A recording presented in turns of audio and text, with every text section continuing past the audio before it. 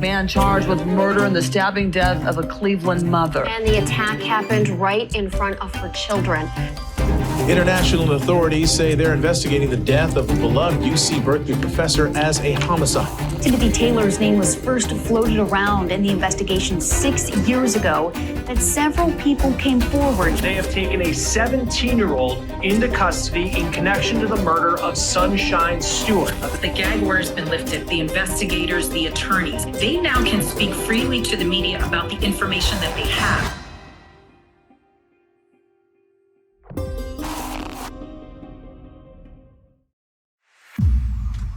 Hey True Crime Besties, welcome back to an all-new episode of Serialously.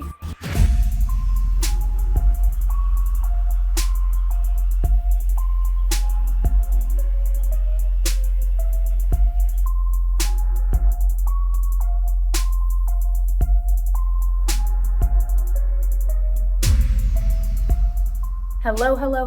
Welcome back to an all-new episode of Serialously with me, Annie Elise, and today we're going over headline highlights, and we have so much to talk about. We're going to talk about Bryan Kohberger's sentencing, the victim impact statements, this crazy case where a 17-year-old apparently decided to randomly kill this woman while he was out on a family vacation.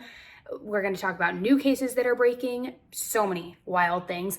Our correspondent Madison was also in the courtroom for sentencing for the victim impact statements, so she's going to be joining us again and breaking down everything that went on, the emotion in the courtroom, and what that was like yesterday. However, if you're watching the video version of this, you can tell I'm not in my normal set. I'm not even at a desk anywhere. I'm on my phone because I am packing right now, heading out for tour.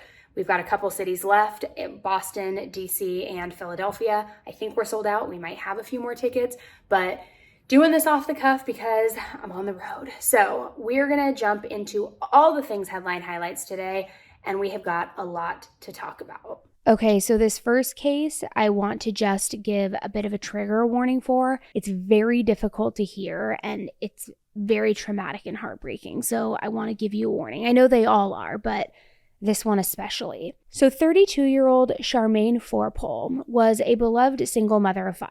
She lived in Cleveland in the old Brooklyn neighborhood with her kids, and she had this round face, dark brown curly hair, deep brown eyes. She had tattoos on her neck and her chest, and she liked to wear a lot of jewelry, just was always done up and looked ready to go all the time. She also had a very big smile, but you could tell in all of the photos that she smiled the biggest whenever she was around her children. Now, Charmaine's kids, as I said, she was a single mother of 5. She had a 7-year-old named Harlem, a 9-year-old named Honesty, 11-year-old Anastasia, 12-year-old Nikia, and the oldest, 15-year-old Theodosius Jr. Now, they had all recently moved into this new neighborhood together, and they really did love just how quiet and peaceful everything was.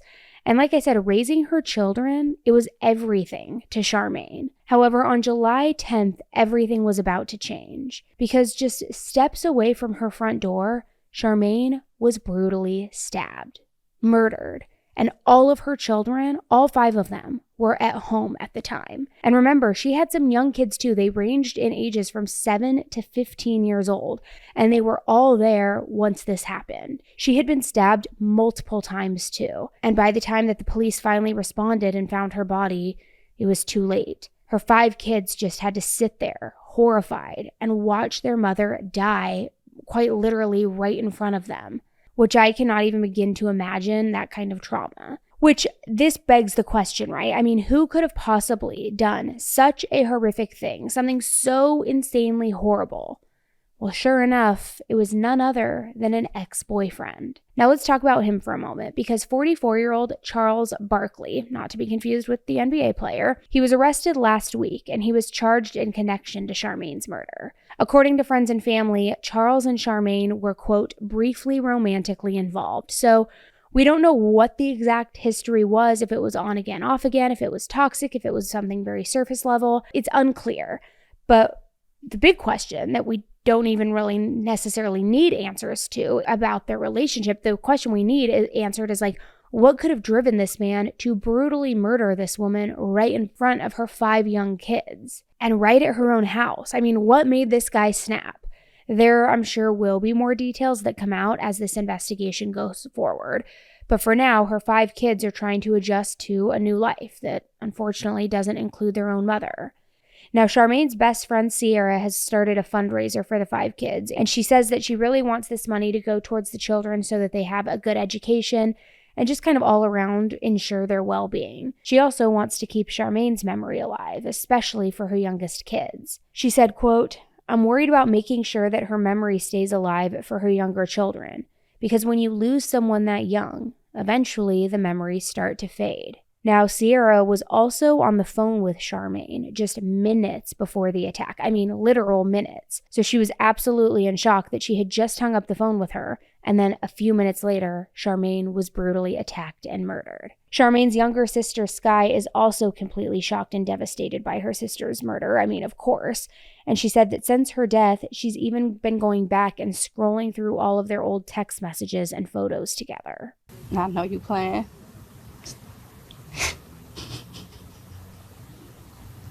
This gotta be a dream. When I need something, that's who I'm FaceTiming. Like, how I make this, how I do this. Like, I can't do that anymore. It's like, who I got.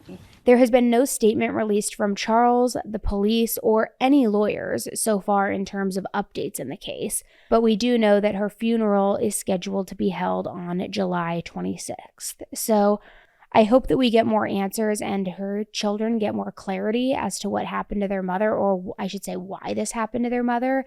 And I hope that Charles is just fully held accountable, because what a freaking monster. Now, moving into this next case, it's kind of complex and a little wild. I had to do some digging to figure out what was really going on here, because I could have sworn that when I saw the headline, I was like, there is no way that this is accurate. Like, it's right out of a movie. But sure enough, it is real. So Przemysław Jaworski was a Poland native, and he taught at the Haas School of Business at UC Berkeley. Now, to his friends and family, because he had such a big full name, he usually just went by PJ for short. So that's what I'm going to just refer to him as during today's episode. But anyway, he was 43 years old, and everybody just loved him. He was a professor. He was well liked by the school, his colleagues, everybody. And here's actually how one of his colleagues described him.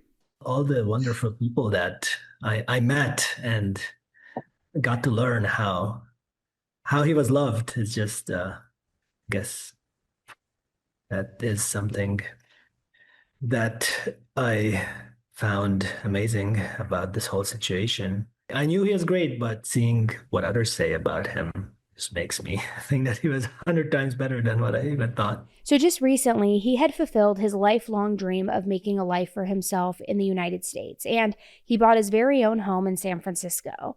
And let me just say, PJ all around was kind of like just a nice looking man. He had fair skin, brown eyes, salt and pepper hair. He was an associate professor of marketing, just absolutely loved his job.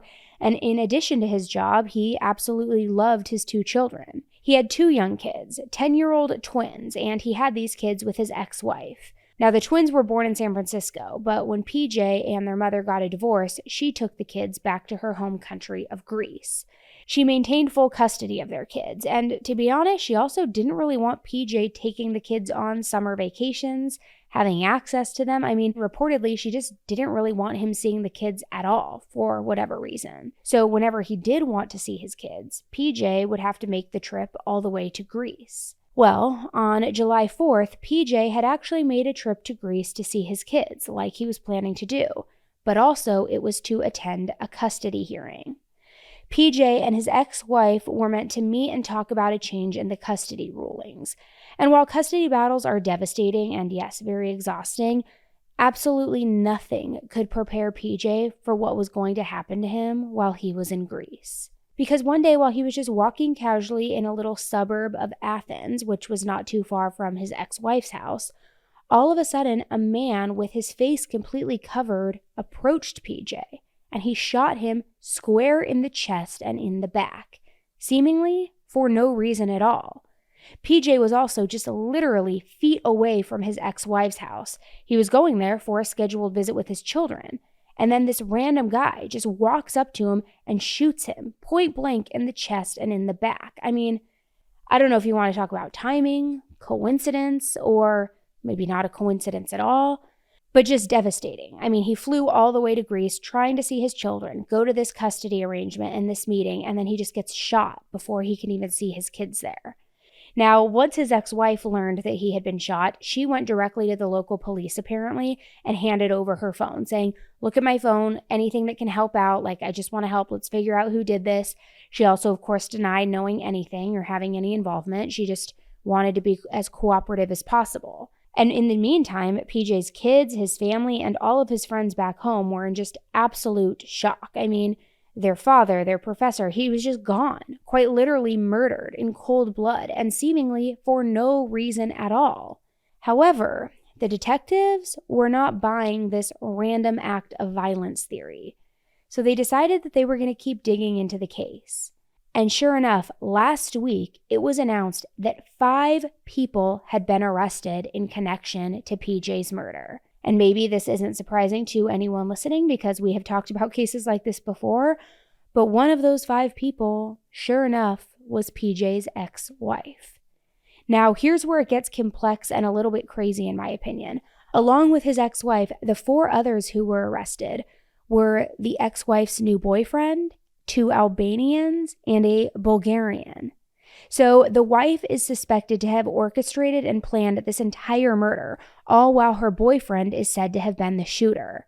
The other people involved are also said to have been the ones to provide the gun that was used to shoot him, help concoct the plan, and knew about the plan. So as this investigation was ongoing, and after looking into their very contentious custody battle, the investigators found out a little bit more to explain what was going on here, possibly. They found out that in last May, JP applied for a restraining order against his ex-wife. And in his request, he was accusing her of not only making threats, but also attempting extortion. He also said that her new boyfriend had assaulted him twice while he was there visiting his kids. Now, all of their identities have not exactly been released yet, but the 5 suspects are currently behind bars as the investigation is continuing.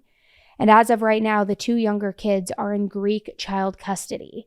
However, PJ's brother is currently trying to adopt them and gain custody. His brother has also created an online fundraiser to help pay for the funeral and for the legal costs. But this is what it says on the website. I just want to read it verbatim for you because it gives a little bit more context. It says, my brother PJ was tragically murdered in Athens on July 4th, 2025. He was a devoted father of 2 young children, my niece and nephew, and he was a brilliant scholar in economics and marketing, serving as a professor at the School of Business at Berkeley.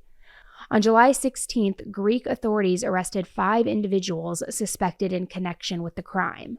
Among them is PJ's ex-wife, the mother of his children. Our family is devastated. This was a premeditated and horrific, cold-blooded murder. We are, however, deeply grateful to the Greek police for their swift and diligent work in identifying and arresting those responsible. My top priority now is the safety and the future of PJ's children. They are currently under the care of Greek Child Services. They are supervised by professional social workers.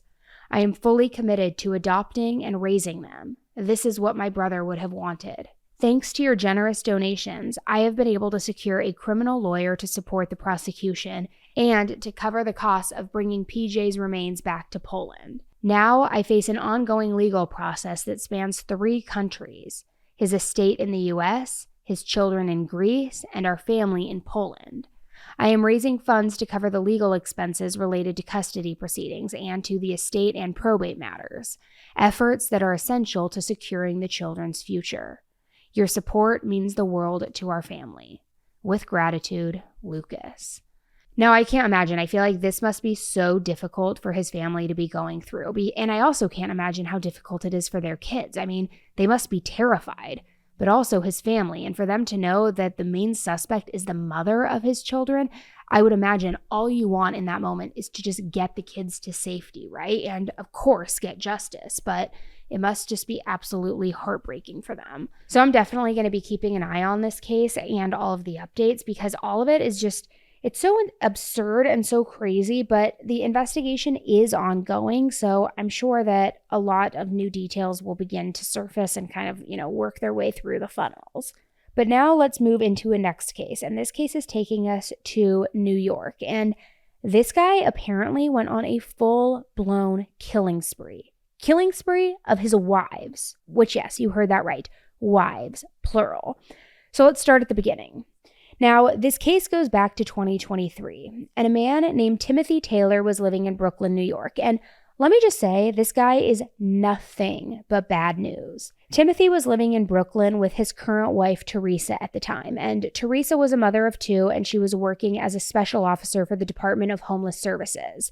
However, all of that changed in May of 2023. You see, for some reason, Timothy snapped, and he stabbed Teresa, killing her. And Timothy was kind of in shock at what he had just done. It was almost as though he snapped out of nowhere, and then in hindsight, he was like realizing what had happened, but he really did kill her completely out of nowhere.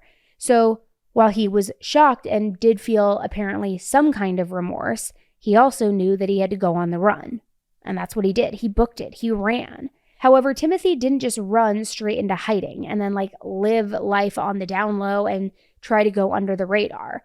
Instead, he decided that his little murdering streak should continue on. So now he was heading out of Brooklyn and he turned his attention to upstate New York. Now you might be asking, okay, Annie, well, what was in upstate New York? Well, it was none other than Timothy's ex-wife and the mother of his children. So, to catch you up, right after killing his current wife, he decided to head to upstate New York to kill his ex-wife, as though everybody was wronging him and he just needed to like go on this murder spree. So Tishawn, the mother of Timothy's children and his ex-wife, was just in her upstate home with her two kids, having no idea what was heading for her on May 27th. But sure enough, when that day arrived, Timothy went into her home unannounced and brutally stabbed her to death. Now, while she was getting attacked in a heroic but also very sad detail, all she cared about was protecting her two kids, shielding them, blocking them, making sure that he didn't go after the kids, that he only went after her. And after stabbing her 22 times, he finally fled the house, not touching or harming the children. But then, after the attack, Timothy decided he needed to ditch his clothes. He went back to his hotel, he packed up his things, and then he hitched a ride on a bus. He ended up being arrested on June 2nd after the police found him in a bar in Philadelphia. They brought him back to New York, where he now is facing his charges. Now, speaking to the backstory of everything here, Timothy and Tishawn had been married for about 10 years before they divorced. But you also wouldn't be surprised to know that the couple did have multiple domestic incidents. However, the whole killing spree of it all with Timothy kind of just has me baffled a bit. I mean, this guy literally killed his wife, then kind of just turned around and was like, yeah, let me go kill my ex-wife too while I'm at it. Like, I'm going to do it in front of my kids too. Who cares? Let me just kill all these people since I've already killed one. It makes absolutely no sense. So now Timothy has finally gone to trial and he's pleading guilty to the murder charges. And you're not going to believe what he told the detectives in all of this. Let me just kind of read you a quote that was in the press release. It says, Timothy told the detectives that after he had killed his then current wife, he felt bad and he knew that he had to go to upstate New York to kill his former wife because he had harbored so much animosity towards her. And in his words, she, unlike his first victim, deserved it. Which, can you even believe that? He's like, I shouldn't have killed my current wife. I feel so much remorse. But you know who I am going to kill? I'm going to go kill my ex-wife because she deserves it. I mean, how do you rationalize that? So Timothy ended up taking a plea deal, which will sentence him to 22 years to life in prison. And his sentencing is currently scheduled for September 16th. So we will see what happens there. I mean, this guy deserves to rot. What a complete asshole. I mean, who does that? Who murders the two most significant women in your life? He clearly has issues.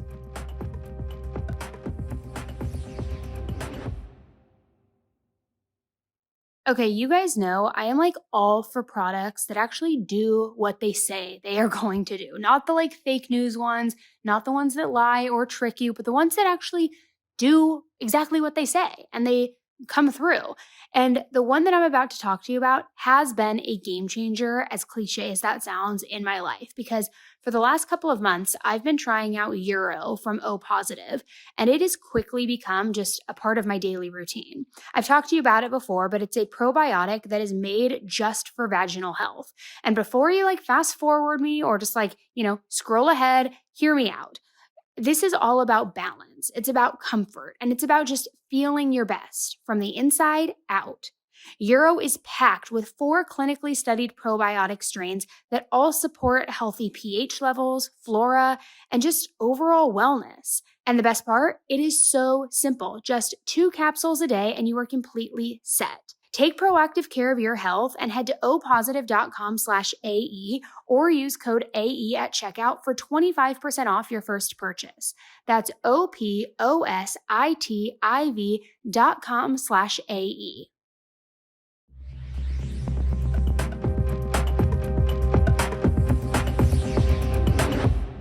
Now, this next case is all around crazy, and it's again one that I saw breaking a little bit last week, and I just didn't know what was happening and if it was real or not, but sure enough, it is real. So earlier this month, something very, very mysterious and eerie happened in a small coastal town in Maine.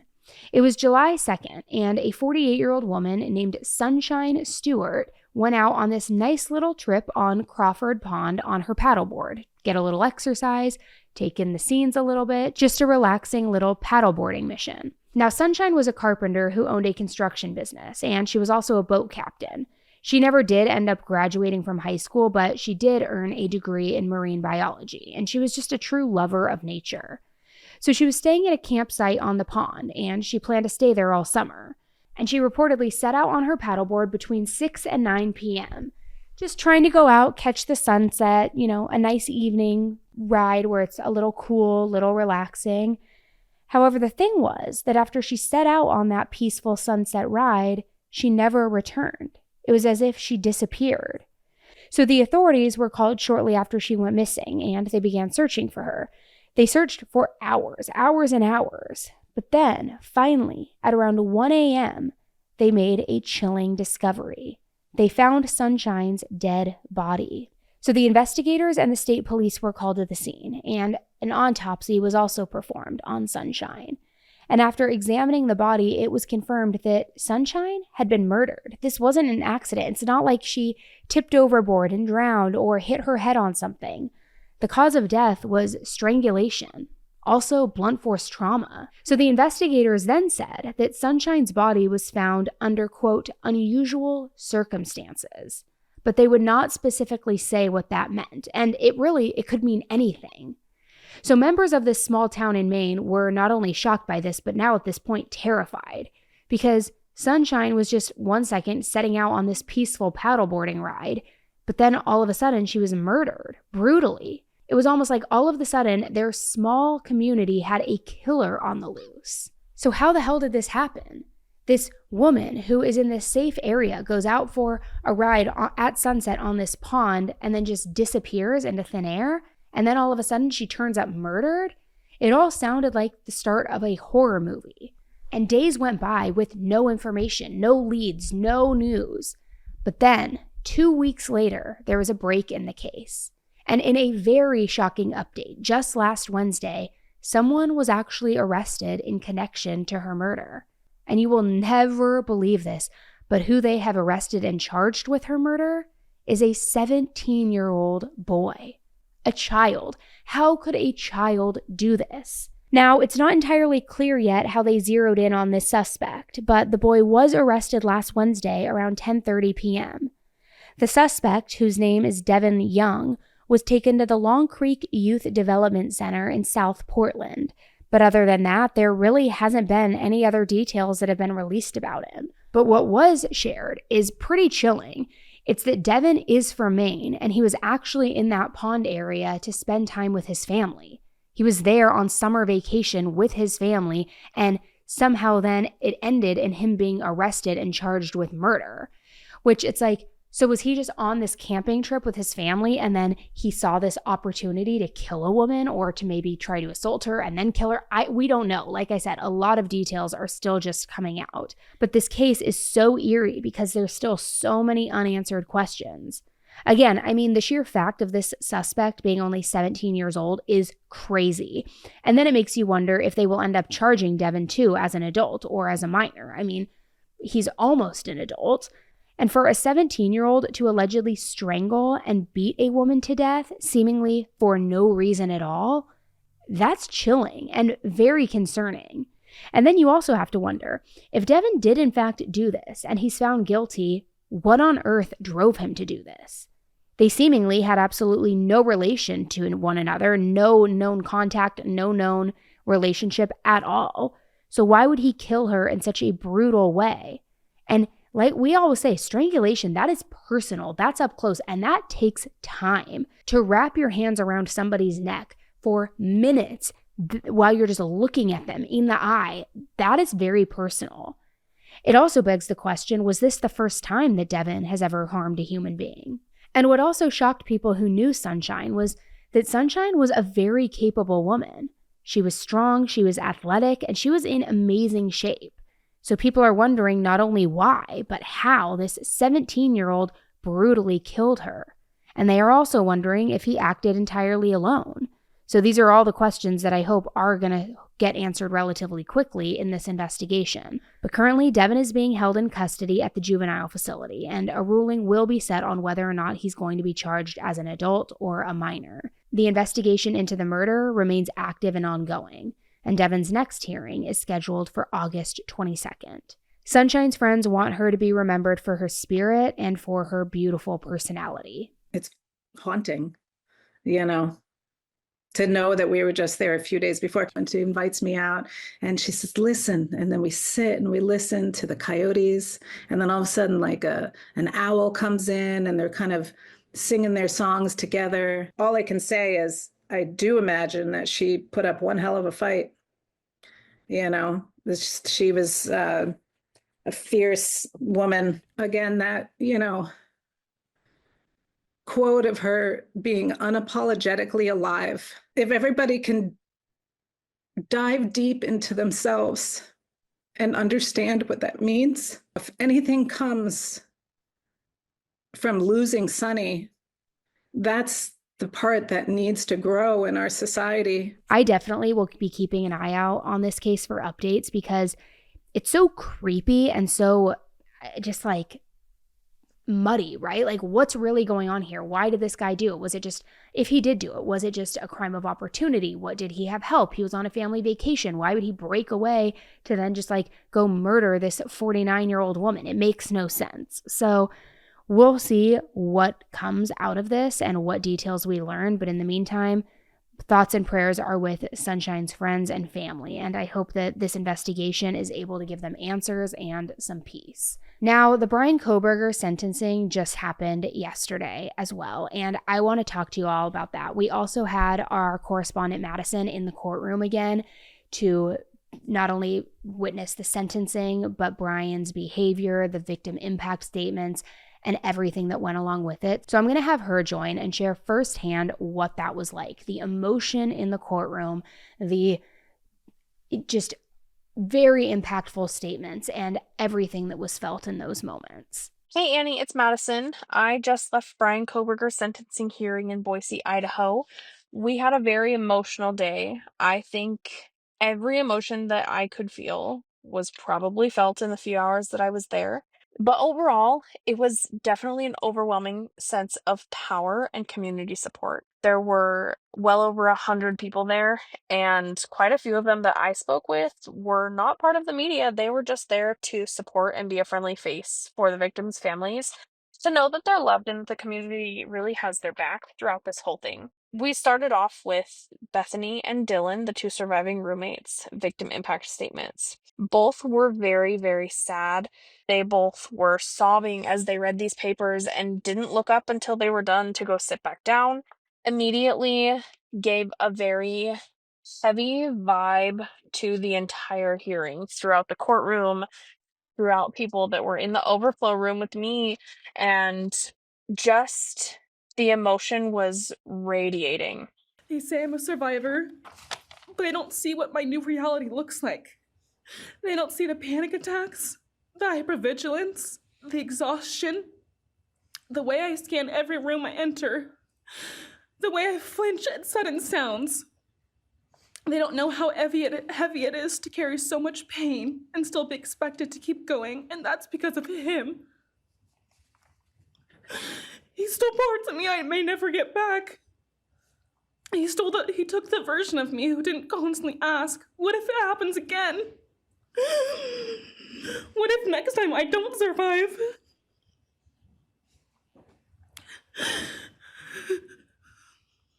But Dylan kind of kicked off the sense of power when she referred to Cobberger in third person, and she says, he will stay here, empty, forgotten, and powerless, referring to him in third person when he's sitting literally maybe 6 feet in front of her, as if he doesn't exist. He's not there. He is forgotten. He is powerless.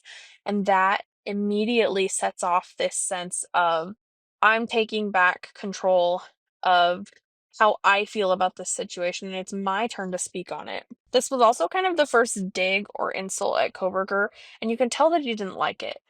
He really looked like he was maybe upset by it. He kind of furrowed his brow a little bit, but he was definitely trying to hide that he didn't like that statement. The Mogans came next.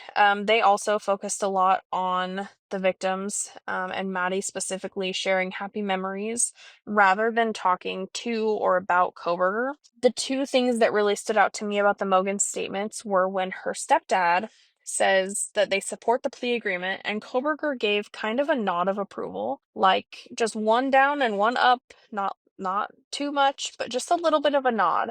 That kind of gave me the chills because I don't like that. I don't like that he even felt so empowered for 1 second to be like, yeah, you do. Yeah, you agree with the plea agreement. I took that. That's kind of the vibe that I was getting off of him when he did that, and it really just gave me chills. I didn't. Nope, didn't like it. The other thing that stood out to me was Maddie's biological father when he said, a death sentence is final, but life in prison with a bunch of people who don't want you there, waking up not knowing if they are going to pull your card that day is just as bad. Again, another sense of power and kind of, you're stuck with this either way. You could have had the death penalty, but you took this and you're still going to suffer because of it, because who knows? One of these days, somebody might get you in prison. I don't know. It really just kind of continued that sense of, you did this and now you have to face it, and you're nothing. But really, the biggest thing, and I could go on about this forever, is the Gonzalez family. They, I feel, left the biggest mark on that courtroom today. Now, just a couple days ago, I believe, it might have even been a week ago now, they were saying that they weren't going to make any statements. It was undecided if they were even going to show up. They didn't show up at the plea agreement hearing either, which was a few weeks ago. They made a huge impact on that courtroom today, starting with Kaylee's dad. He steps up to the podium, which, by the way, has a sign on it that says, do not move, and he moves it. He turns it to the left to directly face Cobberger. Face to face. Cobberger can't look away. He is very, I'm here now, you're going to listen to me. And everybody, I was in the overflow room, everybody around me just started cheering almost, I guess. Everybody was saying, go Steve, heck yeah, like, oh my gosh, this is really happening, like, he means business. And even the way that it left an impact on everybody in the room that I was in was just amazing. Cobberger did not break eye contact with Kaylee's dad, not one time. Which was new because for a few impact statements before Kaylee's dad, Cobberger had been uncomfortable. He was fidgeting in his chair. He was looking at the table, looking away, whatever he could do to kind of not be there. But with Kaylee's dad, he looked him directly in the face and he did not break eye contact. And that was something new. Today, we are here to finish what you started. Today, you've lost control. Today, we are here to prove to the world that you picked the wrong families. The wrong state, the wrong police officers, the wrong community. You tried to break our community apart. You tried to plant fear. You tried to divide us. You failed. Instead, your actions have united everyone in their disgust for you. We are united in our disgust and our love for these children. Today, you have no name. Because when this all started, we all came together and we said, let's stop even talking about his name and just use initials. So even the media just calls you BK. That's all you are. Looking back when the police officers knocked on my door, told me what happened to my child, told me what happened to Maddie Mae, I don't think he was even out of the driveway before my kids turned around, looked at me and said, what do we do, Dad? I told them, you get to work. You get your ass to work. And we started calling, we started texting, we started emailing. And you know what? Within hours, we had your white car on the camera. We knew from the very beginning we had you. Police officers tell us within minutes, they had your DNA, like a calling card. You were that careless, that foolish, that stupid. Master degree, you're a joke, complete joke. The world's watching because of the kids, not because of you. Nobody cares about you. You're not worth the time, the effort to be remembered. In time, you will be nothing but two initials forgotten to the wind. No visitors, nothing more than initials on an otherwise unmarked tombstone. By far, I would say Haley's sister, Olivia, gave the strongest, most powerful statement of them all. And I'm sure there's going to be clips of it going around, but she used her words in such a way that it laid it against Cobberger a little bit differently. For example, when this all started, there were those anonymous 4chan posts and like Reddit or whatever else that now people think were Cobberger. I know, Anna, you've talked about it a little bit, and she uses these posts about committing the perfect crime when he's asking people, what would your weapon of choice be? And what would you wear? And whatever else he asks. I don't remember all of them right now. She uses these against him in his own words, multiple, one after another. But she uses them in a sense that she's turning them back around on him. And the one that I remember word for word is, what was your weapon of choice against my sister? And he, at this point, just looks down. He doesn't look at her. He looks back up eventually, but he really doesn't want to acknowledge that these are his words that are being used against him. She also, at the end of it, says, let me be clear. If you wouldn't have attacked them in the middle of the night like a PEDO, Kaylee would have kicked your effing ass. And that was the biggest mic drop of the day. Everybody, again, just the same way that when Steve stepped up to the podium and moved it, everybody in the overflow room when Kaylee's sister says this is amazed, just in shock. This is very in your face. You're going to listen to me. This is my floor now. At one point, she even says, sit up straight when you listen to me talk. And she held the power in these moments, and it was so incredible to witness. My sister Kaylee and her best friend Maddie were not yours to take. They were not yours to study, to stalk, or to silence. They were two pieces of a whole, the perfect yin and yang. They are everything that you could never be. Loved, accepted, vibrant, accomplished, brave, and powerful. Because the truth about Kaylee and Maddie is they would have been kind to you. If you had approached them in their everyday lives, they would have given you directions, thanked you for the compliment, or awkwardly giggled to make your own words less uncomfortable for you. In a world that rejected you, they would have shown mercy. I won't stand here and give you what you want. I won't offer you tears. I won't offer you trembling. Disappointments like you thrive on pain, on fear, and on the illusion of power. And I won't feed your beast.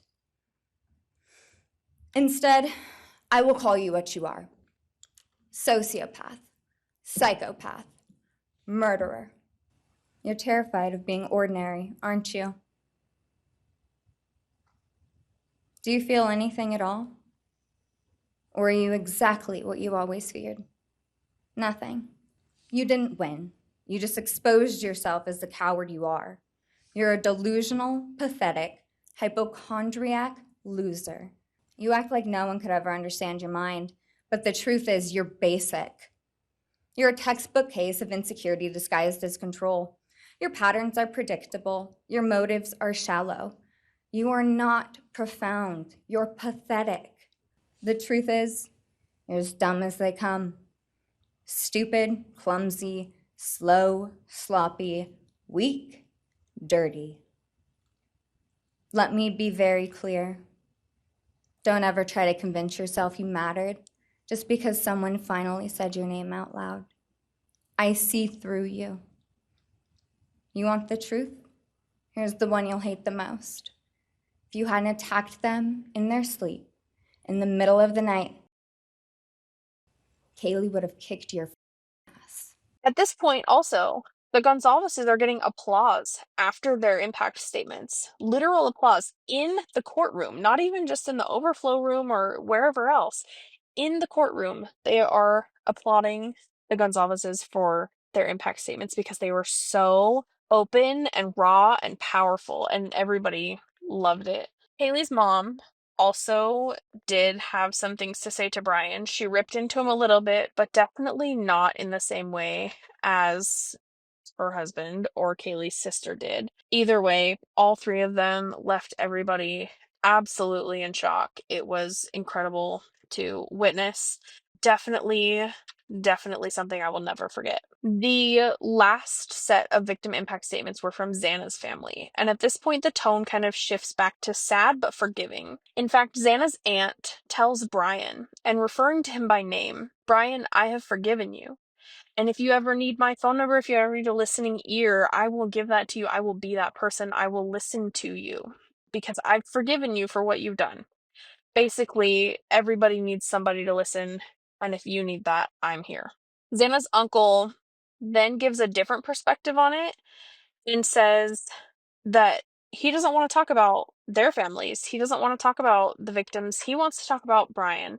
He wants to talk about Cobberger ruining his own family reputation and his own family name, so much so to the point that nobody wants to be associated with them just because of that last name now. And immediately that started some interesting conversation in the overflow room where I am, because I don't think anybody was expecting that, but it gave it a little bit of a, like I said, a different perspective. Xana's stepdad was one of the last ones to speak, and he said that he didn't have much to say to Cobberger because the statement that he wrote probably would get him kicked out of the courtroom. But what he did want to say was that he would do anything to take him into the woods and teach him about pain, but that he wouldn't kill him because that's God's judgment call. And that also, the same way that the things that the Gonzalez family were saying was such an in-your-face power move. Like, you're going to listen to me. This is what I have to say to you. I want to teach you how you made me feel, but I'm not going to kill you because that's not my call to make. So powerful. Just the entire day, full of emotions, happy memories, the very in-your-face, like, you're going to listen to me now. But also sad, obviously, given the circumstances. Very somber. After all of the victim impact statements were read, the state re-explains how the plea deal came about and what it consisted of. And while doing this, the prosecuting attorney showed pictures of each victim while reading their names, and he starts crying while he's showing their pictures. And he did this in the last hearing as well. The emotions throughout the last 3.5 years are hitting everybody so hard in this one courtroom right now that even the prosecuting attorney, who is going after the man that murdered these 4 innocent college students, is crying just while showing their pictures. He then shows the infamous picture of all 6 roommates the day before the murders happened, and Cobberger looks away. Cobberger looks at the picture for maybe 15 seconds. Maybe, that's being generous. And then he looks down at the table for the next 4 to 5 minutes that it's still up on the projector, and he does not look at the picture again. This is the only time that I feel Bryan showed any true emotion.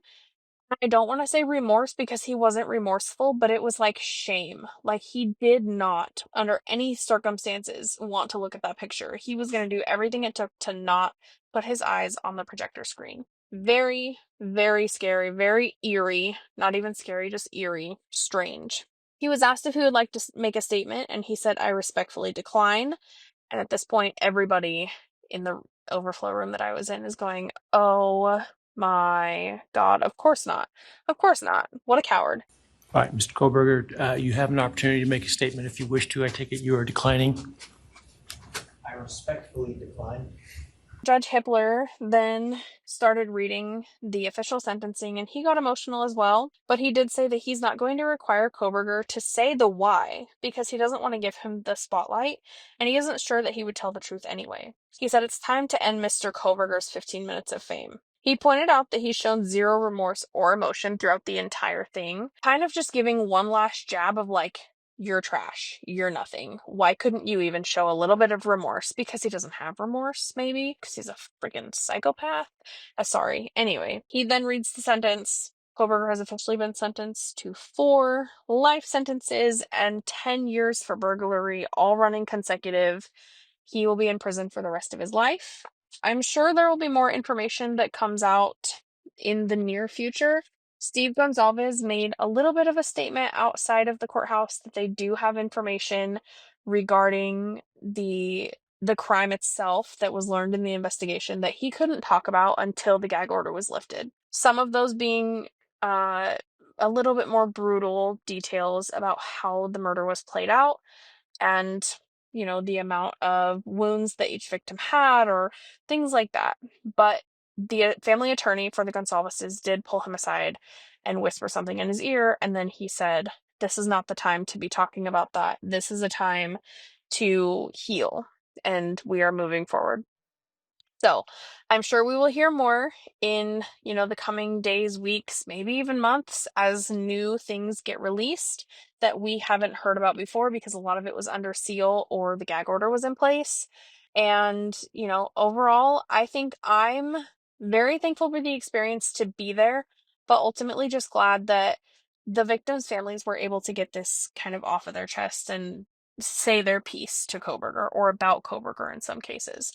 And I would like to thank Annie for the opportunity to do this. This was very interesting, and I will talk to you soon. So I'm curious to know what you guys think about that sentencing. Do you think it was just? Do you still wish that this had gone to trial and that he would have faced the death penalty?